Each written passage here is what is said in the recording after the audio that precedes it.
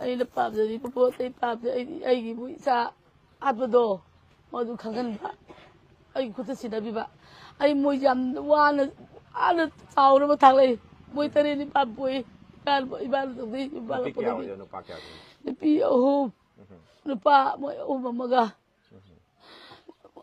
poi amwar poi sara ge pulai moi manga po podi ban ka di imti apa se kane sar pa ba ti kwa mo nupa di manga su ku se kane ama di kwa ka thele ga ma pole gre ani pi ge de tak pangam de na mo yo to ki bi na ti se kane pitu na ko na ko poi ba ko sara hel ga nu nu ja khang de na isa pa ama di moi wa ka the de le ram na dam ko de le sida nupa nupi ani nupi amaga moi taruk lei ba sida le ri chali chali aina du ke bote ya su moi do nga wa ta ngang wa na suri cha ji je dukan tik tik bang lai da suru ga cha ga thal ga ji bere le che re ba mai pu adu ba la la du cha ka gi tong dai go ta ba ga iba la ga ya la ko na la Selain yang saya, pakai aku tahu ni nunggu yang kita sebab tak kuat. Uji tu kan saya belum kuat apa. Ini betul yang mana uji jadi lagi. Bapa kita orang kaya negara. Ini orang paling ni bayi balik, apa nak kerja kemudian. Ini ibu.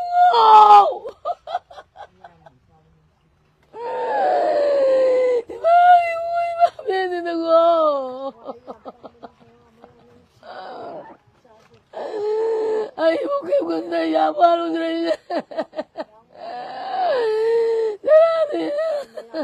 Ima ngarang se chalam dai da. Ngarang ta kasi mo sa klase balang si mo bukan di mai posible. Ni bukan di. Ya me buku di mana kana ni kana kan mengyanda bijane ba. Siapa tak tahu nak kau cakap macam mana si babu. Bagi buku. Nak bagi biro jone orang jualan tu.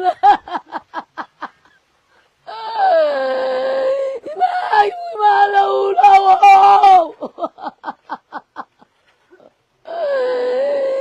Bagi apa wahai orang lain tahu lagi kasi boleh tahu dah. Malang tahu dah. Je murang kampung gitu. Mama nak apa tu ubah dan isi kapi bako. Nuai tahu tu yang nak komen.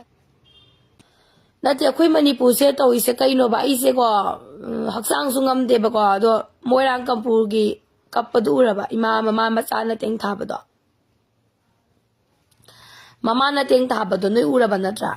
Ado kau tu ima lagi dah bani ni. Ado ko mau ubah do kau ya de bako. Abadi puning yang nusie ba. Aingon dah thua de na ko.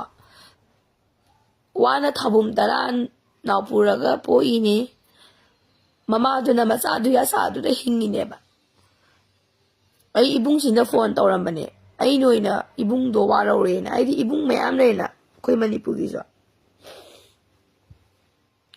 So 80 unit kurai gina di case riwa lau thokre puthok pa matam da lising yang kay lau nen ba Pini na. Ado ay na ba di mayam share to biyo ba.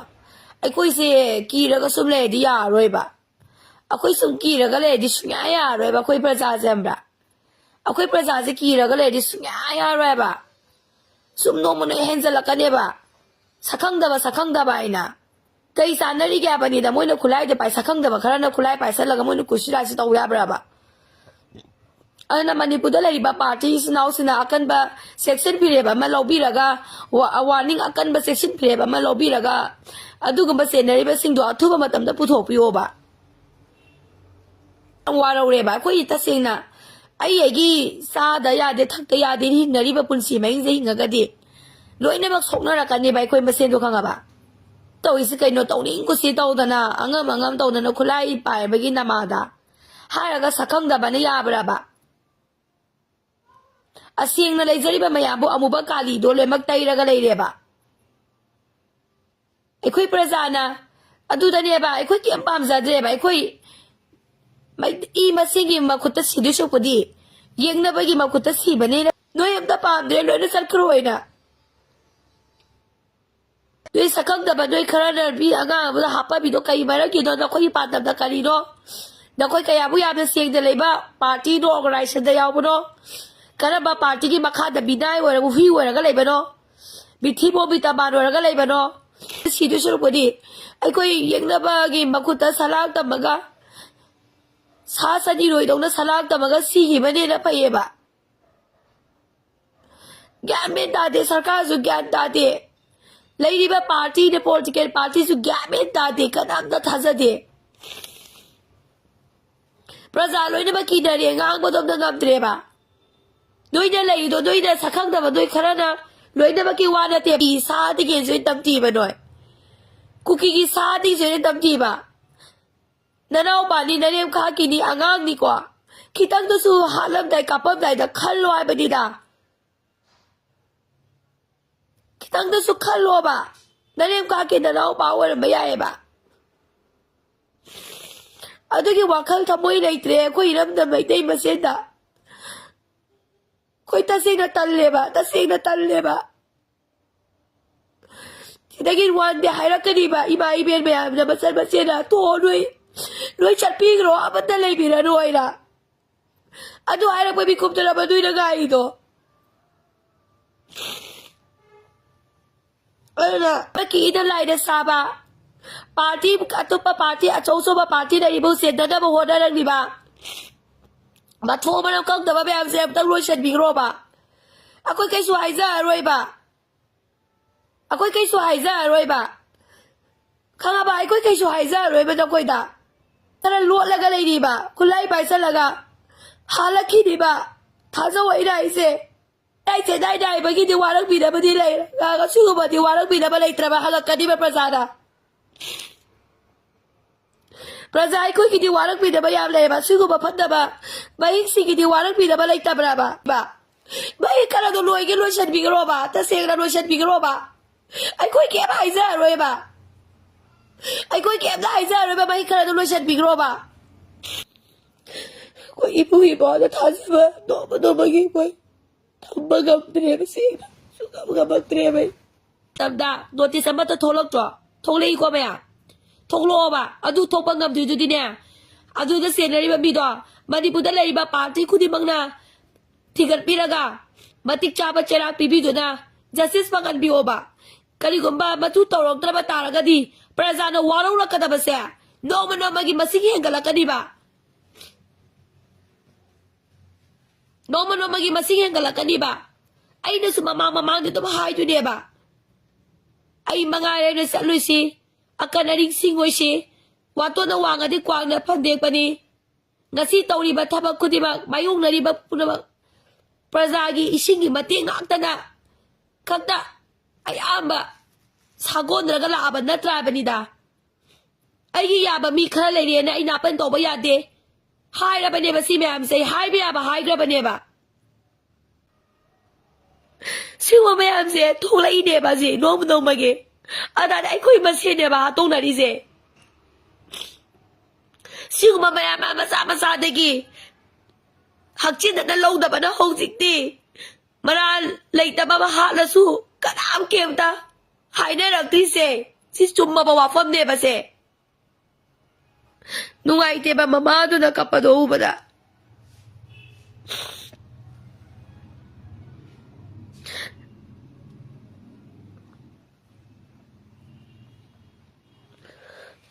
mama na ba cha kya tu si ga se na koi ima lai ta ka ka ka di ko ai ima lai ta ba ti na ai ima na hot na bi na ba to bi na ba yam to si e mo si ta di gam de ba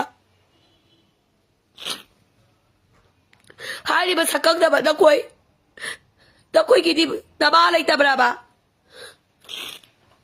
na koi ki na chen na se na bu no bo lai ta ba doi na to ri to Inzali ba bi kamanda ba lai na di ba gig du ki kamanda ba lai na ga di ba gig du ki kamanda ba lai na ga di ba Piba gang say trate to subo do le shabi do the couple hiding de goda. Karadu I do do budo.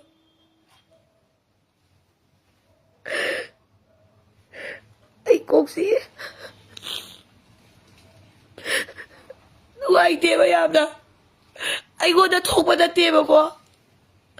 I go the top of the tragaso. I the kaki up do I did I was I can't give I do I teba. I got a call the talk to the baba. Call the tone. I don't know how six say. Yeah, to a baba do that. I chew my house. Karana chubu talk to baba.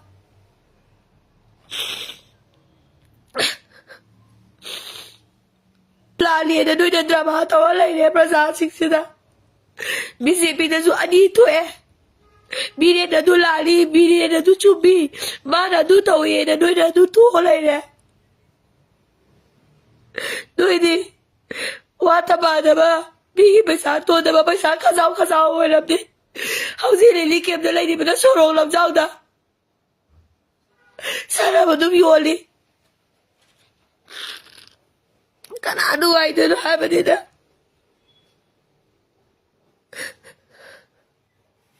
Kurga iba gang sisigi baray pag nagkato. Gamit na, diba?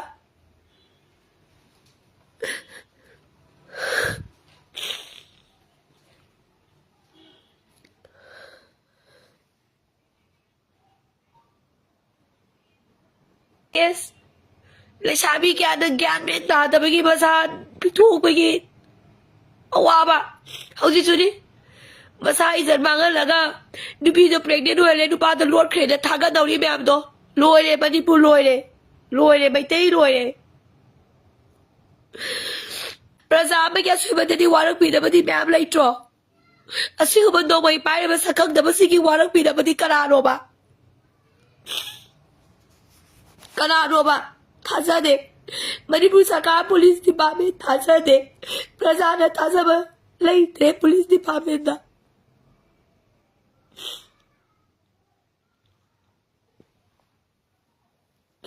Habadi police department da kagi taza rakti no Manipur prasada. Achaw sang bichang sangada thonglo police department do thonglo ba. He ko bodagi nakhoi mantri mandogi hukum da wada chali or chatte do ai chuk chatte na ne thonglo ba. Akhoi adugba police do khandok ba matam loire ba. Adugba ASP officer khandok ba matam ni adugba ADG DCP khandok ba matam de ba hujite. Chumde I could George Taramatrin influence sa loy. Ako legislative power the chat law, I could executive power pasana pang to kanina. Karasan daw roy na tolo ba. Manipur the lady but department could ibang sude. Lady but director, lady but IS, lady but MCS, lady but SDO. George Taramayam sa ako karasan daw roy. Tulang pa, kandog pa batam diba? Nagi na sa atin na. Nagi na pulong na. Dumunong maging tarang laga. Ay na ahawa sa laga. Puradalan sa laga. Achawa sa ako laga. Kani pinabdigay no ba? Kani pinabdigay no ba?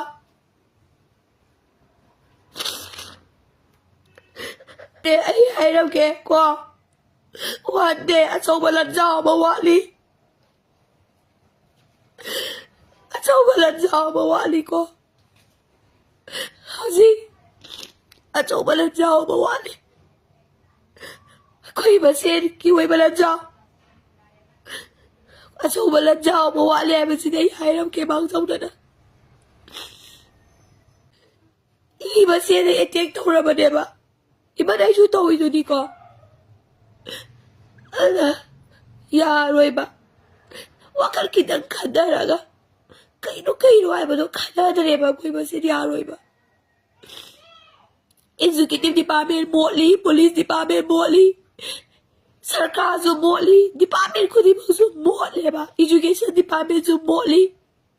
Department ko di nga amot pangata kaya apa mo do ba? Kaya nang udo siya, taudo siya. Amot pangata di ba? Pang ko di nga ba? Kasana, ano biya ba phone daw rin? Chị ông không mà bảo tôi phải trả cái tuần mà đi bù cái này anh mới phải trả quay chị mà đi ngắm đi đâu chị ấy rất yêu là chị yêu kia này đi cái đó mà tao mới là tôi khai rồi thì đồ mà ngang thì quá anh lại chứ ta dâu phải trả cái này kita bang tabi kita tahu mà đi phải trả cái này kita bang tabi bi hatuk dah ba mi cái mà phải đây yang bagi sudah mai satu dah mà đi qua ai quay mà xem tang thông thằng cái police ta phán ba si achuma đi qua ai đã gái cái xe achuma xem mà đi lạc của mà thôi lấy ai đã tuổi mà đi lạc tra mi tra ngang khăng tani sinh độc bốc con này ba adu ai đã cái li ai đã yum xem mà yum xem ra là ai đâu ăn tập à để lấy thuốc bây giờ để bao nhiêu gì cả ba ai hay ba ai luôn gì đi ba ai ima luôn gì luôn bấm lấy được là gì cái nào là luôn đi ngasi ai quay đến luôn đi ba ima luôn gì đâu mà nó là gì đâu mà đi luôn bấm lấy rồi ba anh à đi bung gì bỏ mày à đã chân nào kế sân tôi bị nó thầm ơi số này gì đi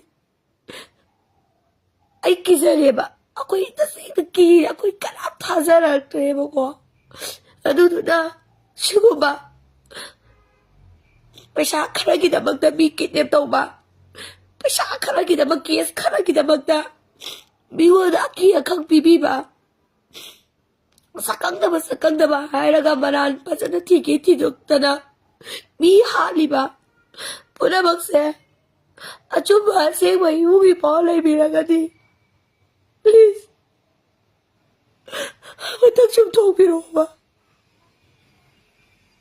makoy da abu bakali tay chale ba si koi kalau da ba su ya de ba ade ta di hojik ni khandok ba matam de ba koi na ije si na khandok ba matam de ba chumi chum de ba ba ro ta si nei bu gi pau ma ya ba ai hi no yai khang da na ko puna ba ka tho ga kun ga ba ibaram da bu ya bu shi ba ibu gi pau ma ya la ye ba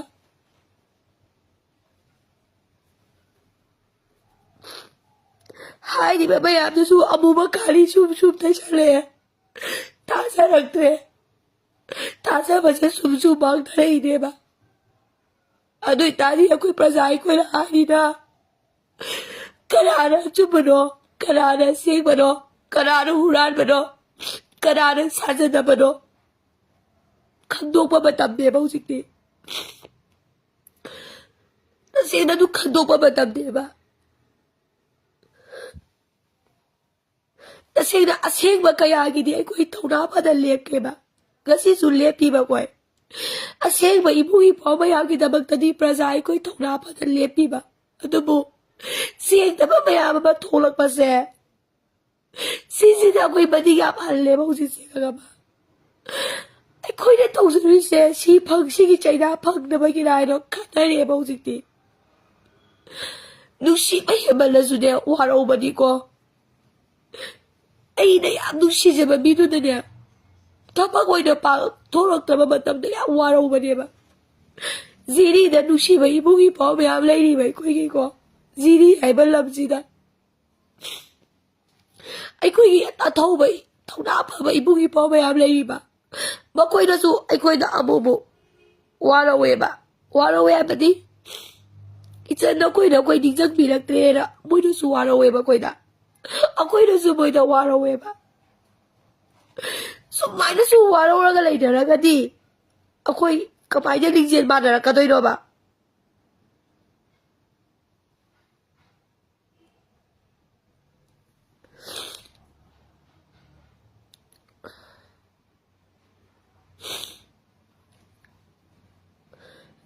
Ano? Entre. Habang ibong ipo mayam na su ay ko'y na waraw ba? Ay ko'y na su ibong ipo na su waraw ba? Sige, la iba misunderstanding siya. Kung na bagi kanitaw sige haba doon niya ba ay ko'y na praza ay ko'y na pami siya.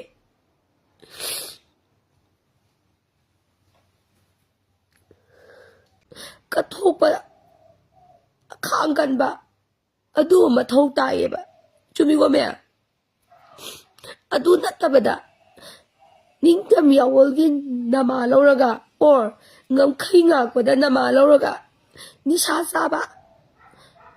saba yudu phul da ngau leiba nupi chopa thakha leitaba mama mapa dubu mayumda fudat lama tanamaga ai yumdagi chale hana mayum thadola aga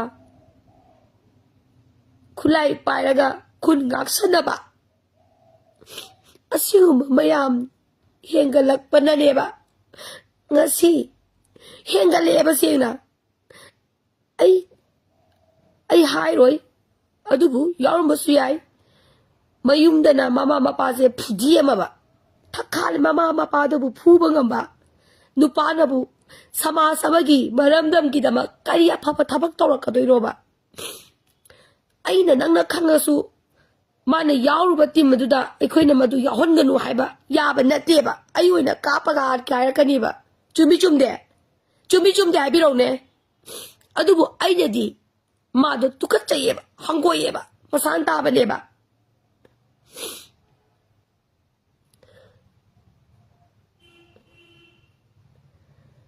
sigi wari se ai khaktana khangbasu nateba yaweba se mama mapa dabu ekta phudana mangondagi illiba mama mapa dabu phuba macha nupaduna iramdamgi damaktani kainaga thoklakpadudi tukachayeba koi tasena tukachayeba asigumba mayam yawsalakpa paisa khara phangnabagi damak lemja khara saning sabagi damak thabak suning daba nisha chaba mama mapa da thakha leitaba lemja chaba pamba gapthi tawdana nungai na atang baka thoningba khujok miwai khujok khara thokle e bawjikti adugumba kharana ngasidi masi hengala abra haibasi prajagi wahangneba aduiba taragadi haiba mahik aduna achumba asengba saktringai achumba asengba namthekringai da leibiriba ibung ipaw mayamna monitor tawbiduna akanba arar ama chatnabiduna mafam saba matam saba amada akanba warep ama lawbiduna wakhan tahannabagidamak matam lawbiyo haibase ai khaktana haiba nateba sidi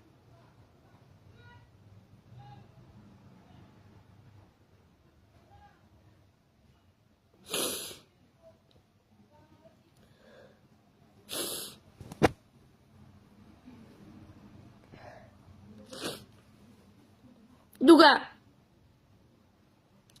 lan lepagana magi maru yon thokpa noma yon thokpa sisu leitaba nateba karamba yawo no hidinge bai se ai the karamba hol hidinge se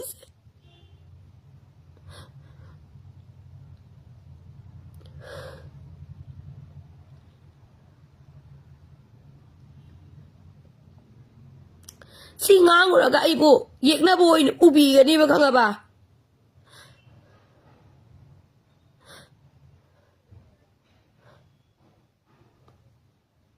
ai wore ngangani basi matanga lan loraga maruga no maga yontopa adugumba mi loitadi yawi ga duai dei request tawniba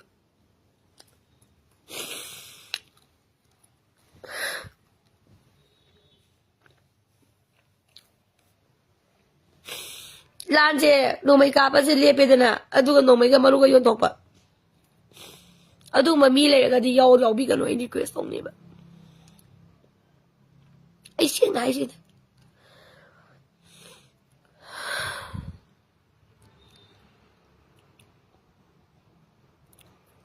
ai jikan thongsu lol leijare tandana yumne banga thoksadre